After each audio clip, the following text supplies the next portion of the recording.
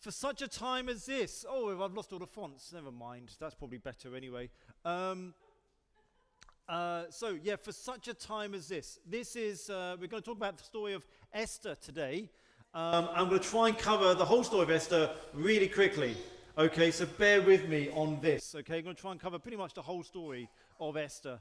Okay, and this is a part of our series of boasting in the Lord. So this year the theme is boasting in the Lord. And there's a couple of people in this story who really boast in the Lord, although actually they don't really tell you they're boasting in the Lord. But it's obvious that they are. Oh, thank you. I've got a clicker as well.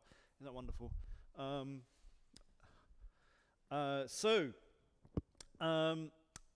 So for such time as this, so the book of Esther, this kind of is set around 100 years after the exile. So some of the Jews have already gone back, but Esther and her family they've stayed in exile.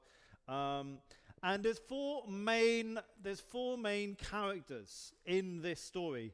There is, first of all, there is King Xerxes. Okay, and he's like one of these kings of old. It's all about him. It's all about everything revolves and centers around him. He's a drunkard, yeah, and he does exactly what he wants to go and do. He just throws parties and he will just banish people and execute people at a will. At his, they're dead, and he's just really very spontaneous, wielding power when drunk, very petulant. And just drunk so often you don't really know where you stand with him. And he kind of reminds me, here we are, 4 characters, King Xerxes, Mordecai, Esther, and Haman. Okay, so King Xerxes, if you're familiar with Marvel films, okay, he reminds me, a little bit of the Grand Master in Thor Ragnarok. Here he is, played by Jeff Goldblum. And if you've seen this film, basically he just controls this planet, and his will, whatever he wants, he just goes and does, and he's just all about partying all the time. It's all about having fun, and yet he also has this very sinister side to him. He just executes people at whim, and he just goes, well, they're dead, and they're dead, and they're dead, and he just kills people at whim. And pretty much, this is a bit like King Xerxes.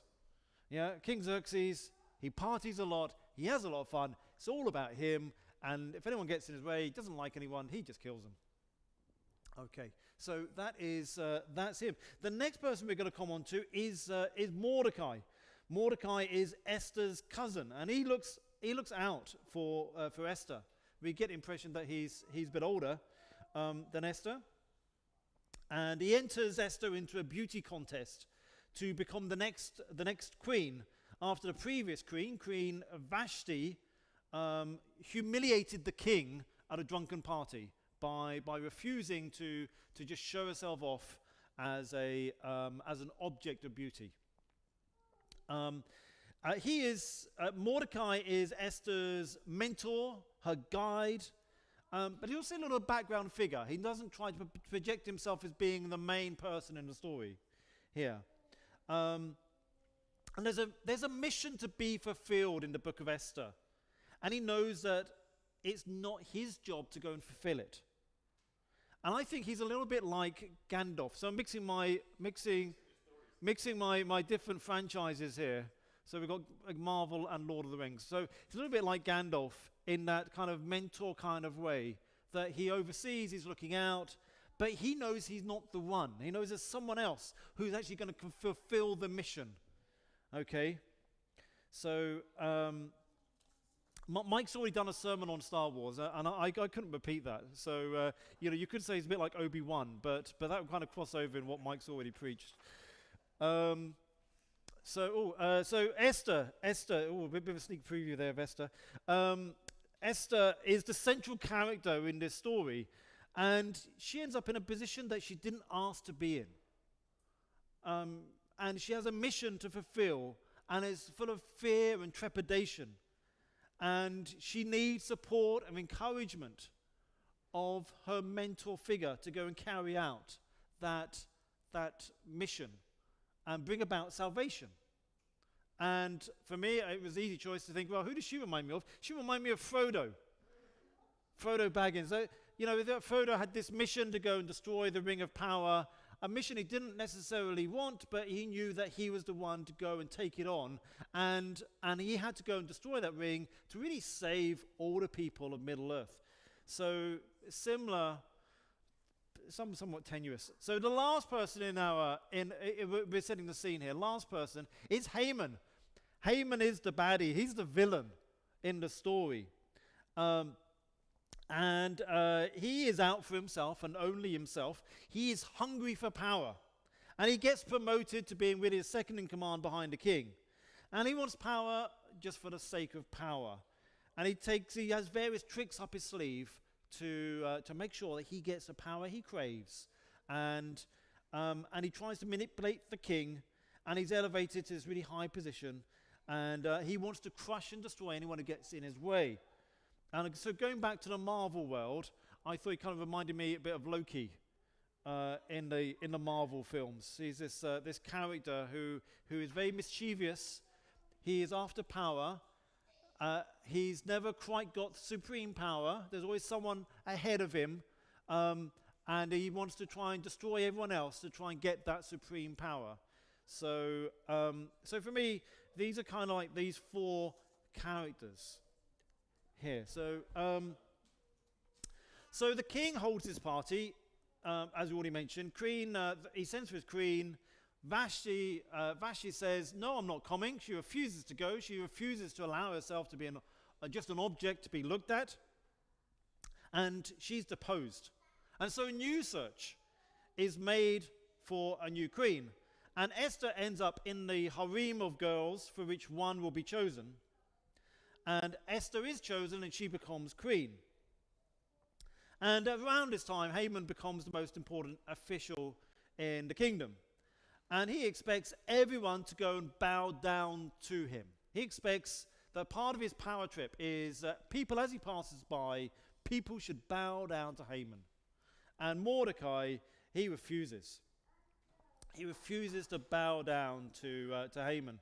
And Haman is just incensed by this incident that Mordecai refuses to go and bow down.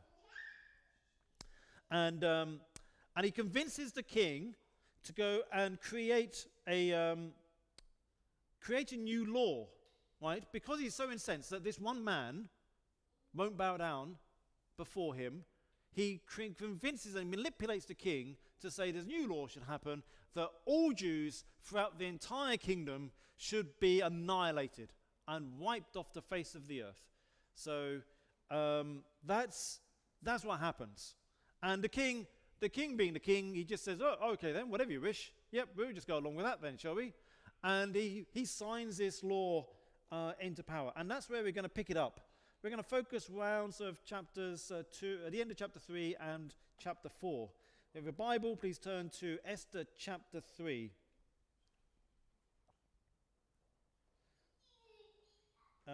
Esther chapter 3, and we're going to pick up in verse 12. And it says, "Then on the 13th day of the first month, the royal secretaries were summoned. They wrote out in the script of each province and in the language of each people all Haman's orders to the king's satraps, the governors of the various provinces, and the nobles of the various peoples. These were written in the name of King Xerxes himself and sealed with his own ring. The dispatches were sent by the couriers to all the king's provinces with the order to destroy, kill, and annihilate all the Jews, young and old, women and children, on a single day, the 13th day of the 12th month, the month of Adar, and to plunder their goods. A copy of the text of the edict was issued as law in every province and made known to the people of every nationality so that they would be ready for that day. The couriers went out, spurred on by the king's command, and the edict was issued in the citadel of Susa. The king and Haman sat down to drink, but the city of Susa was bewildered."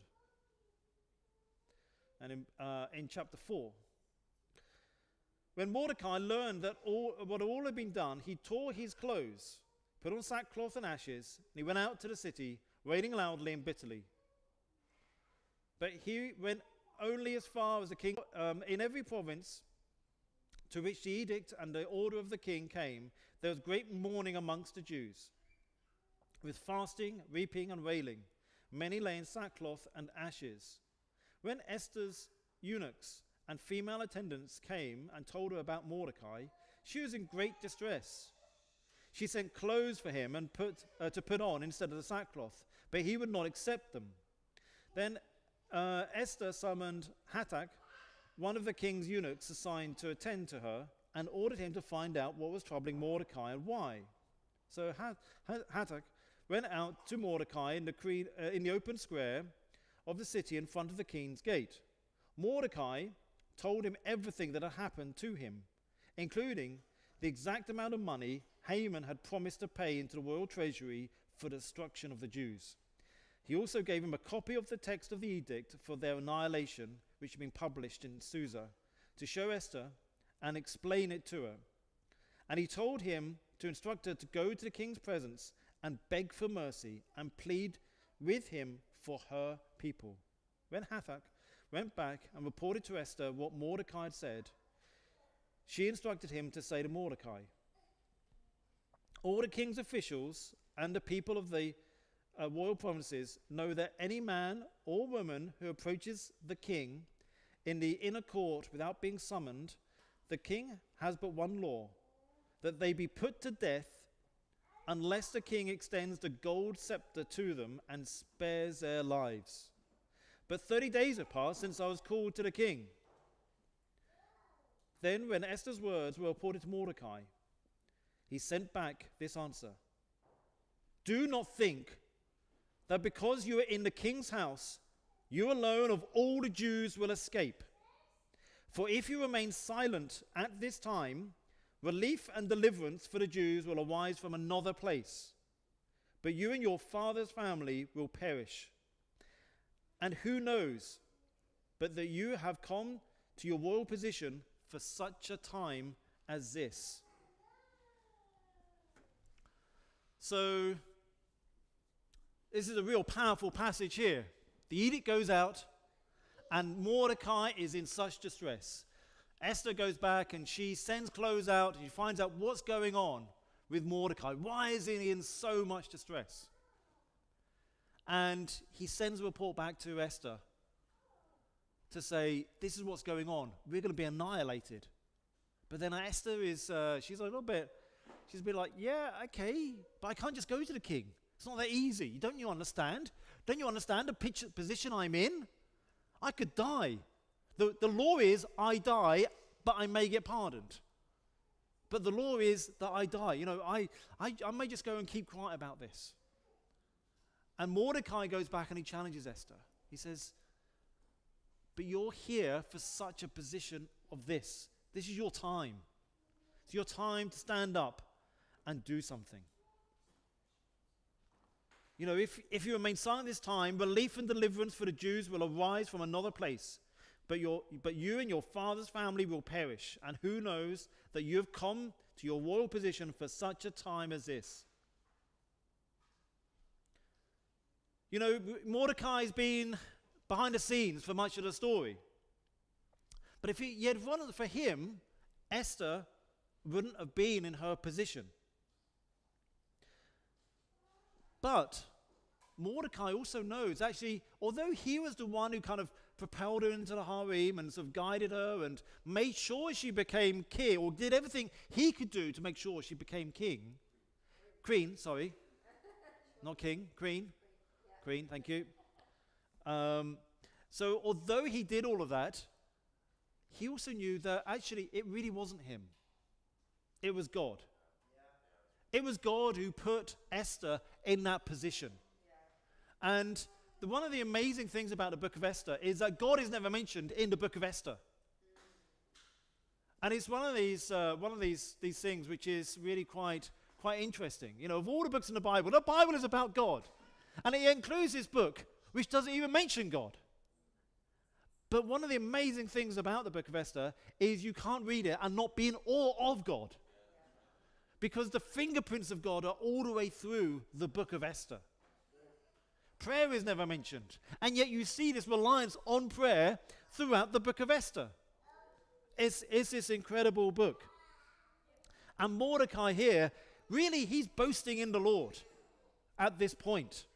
He's saying, you're here for this time. This is your time. God has put you here. And you know what? I believe in such a powerful God that even if you refuse to accept that, then God will do something else. He'll rise up someone else to go and do it. He is boasting in the Lord about what God does here. And she is like Frodo in this instance in Lord of the Rings. That she has this mission. Frodo has the mission. Only he is the one who can resist the lure, the seduction of the ring, and can destroy the ring. So the mission is his, and he is the one who can do it. And Esther is like Frodo in that sense, in that she is the only one who can do it. She is the only one in that position to go to the king. No one else can go to the king. Esther's the one to go and do it. The clicker. In Acts, this was much bigger on my slides. Hopefully you can read that. Acts 17:26. It says, "From one man he made all nations, that they should inhabit the whole earth. And he marked out their appointed times in history and the boundaries of their lands." It's disappeared completely. Disappeared. Okay. So that's Acts 17:26. God determines where we should live and how long we're going to live. This is profound. You're no accident. God created and put you here for this very time and this location. You know, in the last couple of years, Prince Harry brought out his autobiography, Spare. And the title of his autobiography, Spare, comes about that he is like the spare heir. You know, that William was the heir and Harry was the spare. If anything happened to William, they've got a spare. Yeah, that's the reason why the book is called Spare. But that's not how God sees you. You're not spare. You're special to God. And it reminds me of a poem, actually, called "I Am So Many Things." And it goes like this. I've got it up there. Maybe you can read it out. You can read it there. It says, "I am God's very good idea. I am fearfully and wonderfully made. I am pleasing to my heavenly Father. I am outrageously loved. I am not alone. I am a child of God. I am the apple of God's eye. I am God's masterpiece. I am unique. I am made in the image of God. I am enough just as I am. I am an overcomer." That applies to all of us. Every one of us. We're all so special. Mordecai knew that Esther was no accident, but also that her position as queen was also no accident. God had appointed her queen for a reason. And here's the reason. So next verse in Acts 17, do we have it there? Oh, we've got a bit of it there. Acts 17:27 says, "God did this so they would seek him and perhaps reach out for him and find him, though he is not far from any one of us. For in him we live and move and have our being." So you're here today so you would seek him and reach out for him. You have a purpose. You matter to God. And our purpose is in Matthew 28. No. Matthew 28. That was on that slide as well. Matthew 28 says in 19 and 20, "Therefore go and make disciples of all nations, baptizing them in the name of the Father, Son, and Holy Spirit, and teaching them to obey everything I have commanded you. And surely I'm with you always to the very end of the age." This is so inspiring. We've been placed here. I've been placed here in Glasgow. And I've got a mission and a purpose, commissioned by Jesus himself. In the army, In the army, you have commissioned officers and non-commissioned officers. The non-commissioned officers are called NCOs.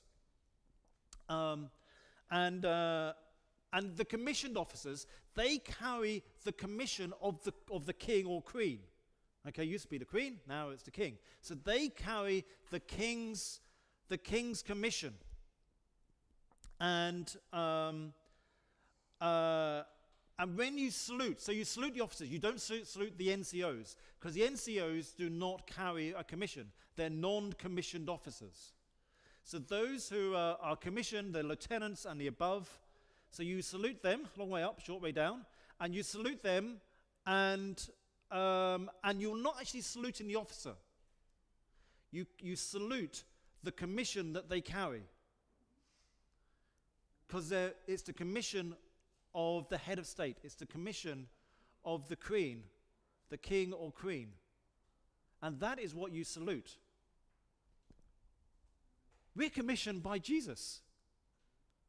Isn't that awesome? When you meet an officer, it's special because they're commissioned. They're a commissioned officer. They've gone through a commissioning ceremony. They have passed out. It's called passing out. They have a passing out parade. Yep. We repent, we get baptized, we pass out into the army of God. And we're commissioned. That's really inspiring. There are people that you know who don't know Christ, and God has put you in their lives so they could hear the gospel for such a time as this. The second point is fear, not faith. And this is in chapter 4, verse 15. It says, "Then Esther sent this reply to Mordecai, 'Go, gather all the Jews who are in Susa, and fast for me. Do not eat or drink for 3 days, night or day. I and my attendants will fast as you do. When this is done, I will go to the king, even though it's against the law, and if I perish, I perish.'" Esther fears going to the king without being asked. She risks being killed to go and approach her husband. I think there's some marital issues right here in this relationship, but we're not going to talk about them today. She initially gives Mordecai all the reasons why she can't carry out the task. And Mordecai encourages her. An encouragement, he gives her courage that her position is from God. If she does nothing, then she's still going to die. Better to die doing something than do nothing. So she fasts for 3 days. And the implication here is that they're praying. And all the Jews around her are praying as well during this time, although prayer is not mentioned. It seems very obvious that this is all about prayer at this time. Wouldn't it be nice if life was just easy? If our relationships never had conflict. If our job always went well. If our health was always good. If our finances were always in surplus. If we were liked by everyone and never misunderstood. Wouldn't all that be nice? But this is not my life. And it's not your life either. Things are never perfect. There's always a challenge. And we have challenges. There's conflict in our lives. There are unknowns. We get misunderstood. Our relationships are not always perfect. And we have health challenges. In life, you'll be taken to places you don't want to go. I'm not talking about Greenock. I'm talking about places mentally and emotionally. Okay? The question is, where do we go with them? Do we get angry? This is the anger iceberg.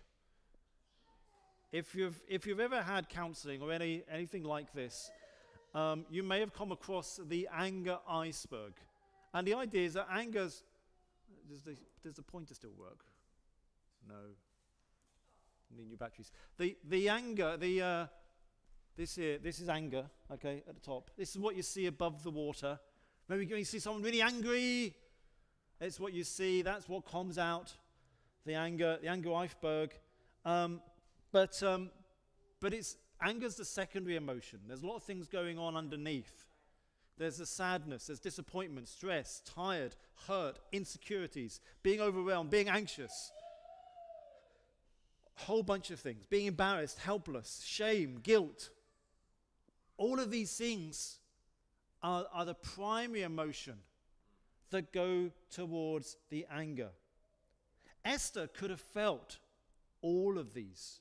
She could have been very angry about her situation. There many of these are implied in the text of her situation. Being sad, being overwhelmed, being threatened, being scared, being anxious, being insecure. And here, Esther does something amazing. She puts it before God. She steps out in faith. God is the God of the unknown. But God is also omnipresent. That means that he is everywhere at all times. Your future is unknown to yourself. You do not know what's going to happen this afternoon. Well, we may have plans. Yeah, not everyone has plans, but we may have plans of what we're going to do this afternoon. But actually, what will actually happen, God knows. And he really does know, because he's everywhere. He is there. When we pray to God, he is there with you right now. But at the same time, he's also there at your birth. And he's also the time at your death. At the same time. And he's there all the way in the middle. And at everyone else's times as well. That's incredible. That God is there. He is omnipresent. So where do you go with the unknown? Do you rely upon your emotions? Do you get angry? Sometimes there's visible anger. And sometimes there's that more subtle internal anger. You feel really angry. You put on a lovely front. Oh, everything's really happy. But really, inside. I can go to my emotions. I can get insecure, get afraid, get overwhelmed, get scared, anxious, stressed. And I've got a choice of where I go. I've got a choice whether I allow my emotions to lead me, and they will lead me to the top of that iceberg, or I can choose to go and turn to God. There is always a choice. There is always a choice. We can always choose God. Every day, make the choice to follow God and nothing else. Hundreds of years before Esther, the Israelites were going to go and take possession of the promised land. And this is the land where eventually they would be exiled from, and Esther's now the product of them being exiled, and where she is as a result of that. But before they crossed the Jordan into the promised land, Moses spoke to them. He spoke to them in Deuteronomy chapter 30, verses 15 to 20. He says, "See, I set before you today life and prosperity, death and destruction. For I command you today to love the Lord your God, to walk in obedience to him, to keep his commands, decrees, and laws. And then you'll live and increase. And bow down to other gods and worship them. I declare to you this day that you will certainly be destroyed. You will not live long in the land you are crossing the Jordan to enter and possess. This day I call the heavens and the earth as witness against you that I have set before you life and death, blessings and curses. Now choose life, so that you and your children may live, and that you may love the Lord your God. Listen to his voice and hold fast to him. For the Lord your God is your life, and he will give you many years in the land he swore to give to your fathers, Abraham, Isaac, and Jacob." My challenge to you today is to choose life.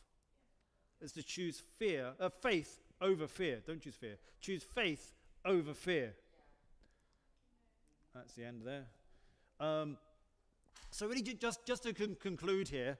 So Esther reveals herself, to finish off the story. Esther reveals herself to the king as a Jew, and that she is subject to be murdered. And eventually, after a long time of feasts and more drinking and partying with the king, it gets revealed that Haman was the one who put the law in place to go and kill all the Jews. Haman is killed instead of Mordecai. Mordecai gets promoted to go and take Haman's place, and a new law is written for the Jews to go and defend themselves if attacked. And in Esther 9 verse 1, it says, on the 13th day of the 12th month, the month of Adar, the edict commanded by the king was carried out. On this day, the enemies of the Jews had hoped to overpower them, but now the tables were turned, and the Jews got the upper hand over those who hated them. God is sovereign. He has supreme power and might. Nothing is beyond him. God was sovereign in the time of Esther because he is omnipresent. And he's sovereign today.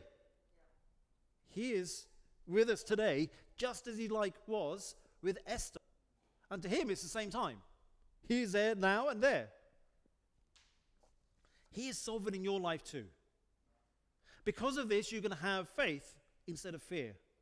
You can have meaning and purpose in your life because you're here for such a time as this. Go and boast in the Lord.